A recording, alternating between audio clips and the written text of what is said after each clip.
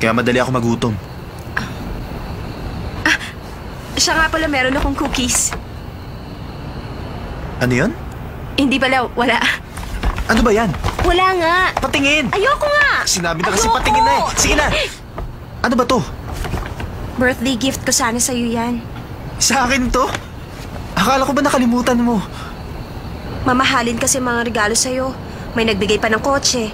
Nakakaya namang ilabas yan. Masyado ka naman, Bruce ko. Dahan-dahan lang. Ginawa ko yun sa bakery. Medyo nasunog nga lang.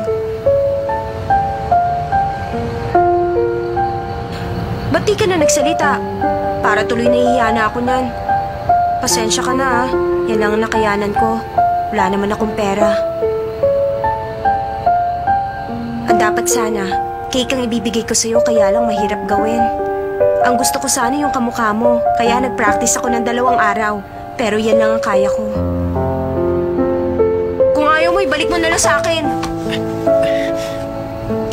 Ang saya ko. Salamat sa mga cookies. Ngayon ko lang nakita ang mukha niya na parang bata. Hindi ko natuloy na kung magalit. Ang pangit-pangit ng cookies na ginawa ko. Pero ito ang nagpasaya kay Tao Mingse. Gutom na rin ako. Kainin na nga natin. Hindi! Binigay mo sa akin to. Tiisin mo na lang muna. Basta hindi mo to pwedeng kainin.